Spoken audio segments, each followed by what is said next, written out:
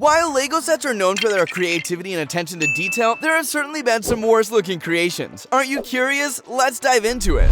Our LEGO adventure starts with a set that has taken the concept to a whole new level of ugliness. It's Mr. Bunny. My head spins whenever I think of the creator of this ugly masterpiece. He did a great job manipulating the rights of LEGO lovers. What on earth is going on? This is undoubtedly the nose piece. It deserves to rest in peace. Why did they take such an eye-pleasing object into such a fatal-looking subject? I'm a cry looking at how strange they made a bunny look. Weird it is. Well, next up we have a head of the world's oldest creature, the Dino. These ancient giants left the world without knowing that people would always make fun of them with their miserable LEGO creations.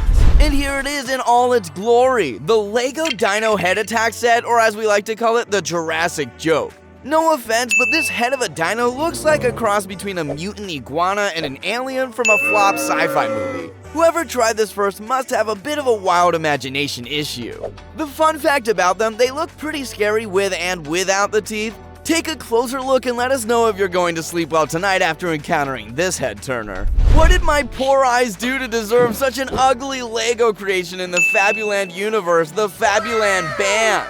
You might just find yourself thinking you've accidentally stepped into a world where the island of misfit toys collided with a jazz club. I must admit that this is less of a band and more of a whimsical set of eccentricities. If you are thinking that you have entered a circus where animals are not in their right mind, it won't be unfair. Help me, guys! How on earth am I ever going to unsee a monkey playing drum instead of hovering over bananas with a pig that's stuck in a medley of chaos?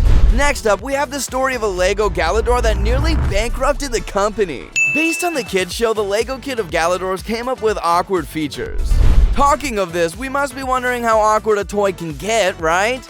Well, the creators of the LEGO kit of the Galador dared to push those boundaries, and it pushed them quite far. The interchangeable arms of the characters were just a waste of both time and money.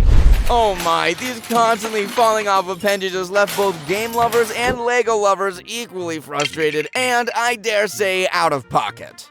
It really pains me to talk about the unwanted LEGO of my dear SpongeBob, the infamous SquarePants glove world. Can't compare what is greater, my adoration for SpongeBob or my condolences to the ruined LEGO, the SquarePants glove world. This 2011 set of SpongeBob with many other minifigures, including Glove World Worker, undoubtedly failed to impress even a dedicated SpongeBob enthusiast like myself, let alone those who are not interested in it at all. Listen up, other than the ice cream and minifig parts, there was nothing in the set worthy of attention. The cherry on top, it is not even challenging. How can a LEGO not be expected to be challenging?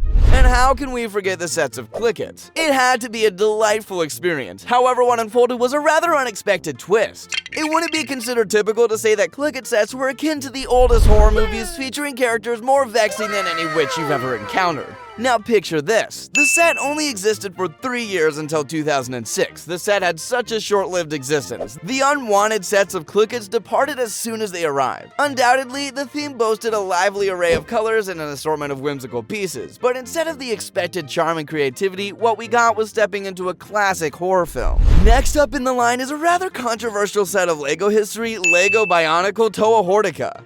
This was a set that made waves in the year 2001 and raised quite a few eyebrows. I mean, just take a moment to absorb this peculiar creature. How can they expect this monstrous creature to go far? From its head to its sword, it is a masterpiece of unwanted and unconventional design choices. Everything is logicless and worst looking.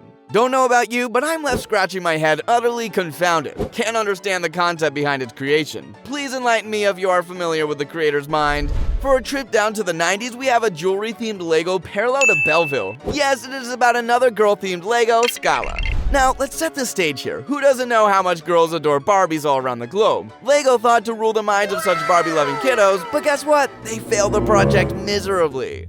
They say that the reason behind this is that the Scala needed to gain more appreciation compared to LEGO Belleville. Even their version of Barbies couldn't quite hold a candle to the original Barbie dolls. Much pathetic, right? Something doesn't sound nice about the LEGO Friends Heartlake shopping mall. What could it probably be? LEGO seems to have the best intentions of introducing the LEGO Heartlake shopping mall for LEGO Friends enthusiasts, but no wonder how the concept sounded and ended up feeling like a letdown. No matter how good the name sounds, the lack of detail in the shops left everyone wanting better. The story of Emma and her dear one spending time at a Heartlake shopping mall retired in 2023. Well, what must have happened is they stuffed their so-called mall with such small miniatures that the layout made it challenging to appreciate the set fully. It seems that our peculiar picks of ugly LEGO kits is far from over. This is about LEGO Speed Champion's Ford Fiesta M Sport WRC. Such a fancy name for a mere car that it needs to be clarified if it even deserves to be considered a car. Funny, isn't it? Now, talking about the driver adorned with logos, it appears he's all set to launch his Ford Fiesta into the space. Now I ask you, does a rally car really need such an intergalactic appearance? It could really have a sleeker profile without two interchangeable hoods. It is no wonder that LEGO seems to focus more on girls-oriented projects like LEGO Disney Princess Elsa's Sparkling Ice Castle. But in 2015, it broke the hearts of the magical snowman, Olaf Lovers, with its half-molded head. Olaf's head and oversized bucktooth were no less than a highlight. Also, they have painted Elsa's hair so wrong, making her look weird. I mean, why? Wasn't she the main character? Buckle up, Anna lovers, we didn't forget her at all. They did quite a good job with Anna's creation, except for the fact that they made her cape quite complex. Let's turn our attention to LEGO Agent's Volcano Bay, shall we? I am totally stunned by the thought behind its creation. The mini characters are quite sarcastic. You will never know who wants to throw the other one into the volcano. The firearm looks kind of waste with its ridiculous giant gun. No matter how hard you try to fix it, it always looks messy and unorganized. You probably won't get an idea of how to climb up and how to get down with such asymmetrical creations. It seemed to lack the dynamic features and engaging design that fans had come to expect from LEGO Agents. Now comes the LEGO Star Wars Ezra speeder bike. Its 253 small pieces will leave you hit your head for too long. Ezra Bridger, the main focus, definitely looks better on the show than on the LEGO. Also, Ezra's odd wrench gives an extra appearance. They must have decided on a place for it to be added. What do you think? The bike itself, while representing a popular character from the animated series, leaves much to be desired. Its construction and appearance feel clunky and unrefined, lacking the sleek, futuristic essence that's synonymous with Star Wars. The ugliness of LEGO Power Miner's Claw Digger became prominent with the release of third wave of Power Miner sets. As you might have guessed, the failure is mainly due to its lava theme. Unfortunately, the third strategy didn't go well with the expectations and failed meticulously in no time. How petty that Claw Digger was supposed to be, a powerful mining machine, but the design leaves much to be desired. Its aesthetics can be best described as clunky. The first two projects were successful and ruled the hearts of kiddos, after which LEGO stopped putting effort into the upcoming ones. And guess what? It also caused the unrevealed fourth wave to fail. So yeah, the success of first projects can never ensure the success of upcoming ones. Next up, let's examine the LEGO Racers Nitro Predator with its not so much anticipated appearance. Nitro Predators appear to have thrown all the mandatory features out of the window. The car did not fit among the sleek mold of the typical LEGO racer design. It may look quite big in the images, but it actually is not much bigger than the dinky cars. Plus, look at the tires, are they the right fit?